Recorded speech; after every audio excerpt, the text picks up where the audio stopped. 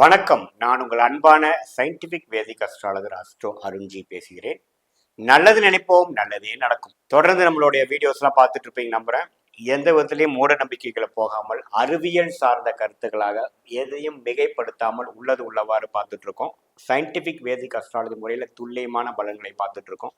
அந்த அடிப்படையில் பார்த்தீங்கன்னா இந்த வீடியோவில் சூரிய திசை எப்படி இருக்க போகிறது உங்களுக்கு. இப்போ உங்களுக்கு சூரிய திசை நடக்குமாயின் அல்லது அடுத்து வரமாயின் அந்த திசை உங்களுக்கு நல்ல பலன்களை ராஜயோகத்தை கொடுக்க போகிறாரா அல்லது சில பிரச்சனைகளை கொடுக்க போகிறாரா, கவனமாக இருக்க வேண்டுமா அப்படிங்கிறது நீங்களே இந்த வீடியோ முடிவில் நீங்களே தெரிஞ்சுக்கக்கூடிய அளவுக்கு இருக்கு.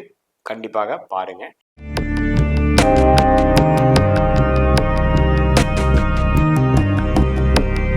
இப்ப பாத்தீங்கன்னா சூரிய திசை அப்படிங்கிற திசை பாத்தீங்கன்னா ஒரு 6 வருட திசை இருக்கிறதுலேயே 9 கிரகத்திலேயே மிகவும் கம்மியான டியூரேஷன் கால அளவு கொடுத்த பார்த்தீங்கன்னா சூரிய திசை தான்.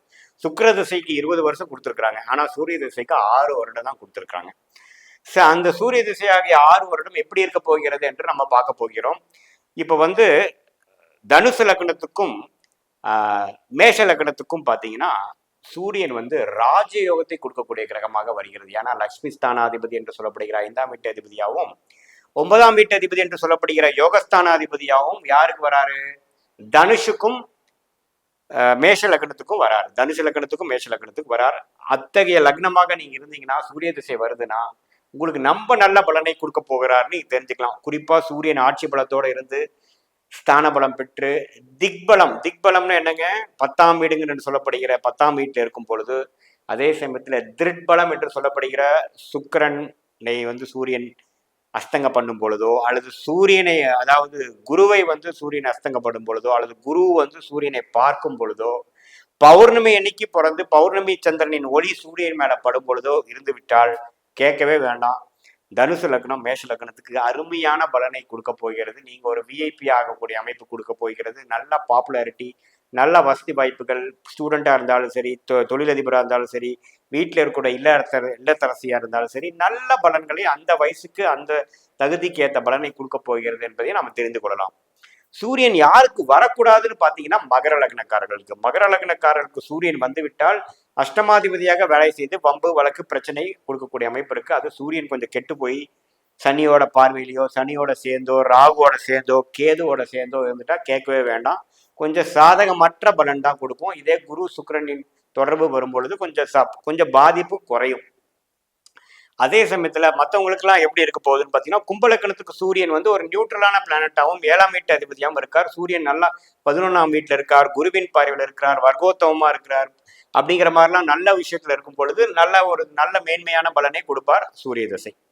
அதே சமயத்துல மேஷ லக்னக்காரர்கள் போக விருச்சிக லக்னக்காரருக்கும் சூரியன் நல்ல பலன் தான் கொடுக்கும். ஏன்னா அவரும் பார்த்தீங்கன்னா விருச்சிக லக்னத்தோட அதிபதியாகிய செவ்வாய்க்கு நண்பராக வருகிறார். ஸோ விருச்சிக லக்னத்துக்கு யோகத்தை கொடுக்கும். அதாவது மேஷ லக்னம் தனுசு லக்னம் அளவுக்கு ராஜயோகத்தை கொடுக்கலனாலும் ஒரு அருமையான பலனை கொடுக்கக்கூடிய அளவுக்கு கண்டிப்பாக விருச்சிக லக்னக்காரர்களுக்கு கண்டிப்பாக உண்டு. அதே சமயத்துல உங்களுக்கு பார்த்தீங்கன்னா மீன லக்னக்காரருக்கும் 6ஆம் வீட்டு அதிபதியாக சூரியன் வந்தாலும் அவர் லக்னாதிபதியோட நண்பருங்கிற முறையில ஓரளவுக்கு சாதகமான ஒரு பலனை தான் கொடுக்கும். துலா லக்னம் ரிஷப லக்னம் காரர்களுக்கு மட்டும்தான் அவரு பாதகாதிபதியாகவும் ஒரு நியூட்ரலான பிளானட்டா பெரிய பலனை கொடுக்க முடியாமல் இருக்கக்கூடிய அமைப்பு தான் இருக்கு. அது ராகு சனியோட சேரும் பொழுது ரொம்ப பாதகத்தை கொடுத்து படுத்தக்கூடிய அமைப்புகள் உண்டு. இதே ஓரளவுக்கு சுமாரா பௌர்ணமி சந்திரனின் பார்வையோ குருவின் பார்வையோ சுக்கிரனை அஸ்தங்க பண்ணக்கூடிய அளவுக்குலாம் இருந்துக்குமாயில் ஓரளவுக்கு நல்ல ஒரு தன்மையை துலா லக்னம் ரிஷப லக்னத்துக்கு உண்டு. அதே சமயத்துல சிம்ம லக்னமா இருந்துட்டீங்கன்னா நீங்க லக்னாதிபதியா இருந்து செயல்பட்டு அருமையான பலனை நீங்க எதிர்பார்க்கலாம். நீங்க வாழ்க்கையில எஸ்டாப்ளிஷ் பண்றதும் நீங்க செய்யக்கூடிய தொழில வெற்றி பெறுறதும் எல்லாமே ஜெயிக்கக்கூடிய அமைப்பு சிம்ம லக்னக்காரருக்கு உண்டு. அதே மாதிரி கடக லக்னக்காரருக்கும் அருமையான ஒரு கிரகமா தான் வருகிறார். ஆனா சந்திரனும் சூரியனும் நண்பர்களா இருக்கிறதுனால கடக லக்னத்துக்கும் தப்பு இல்லை, நல்லா தான் இருக்கும்.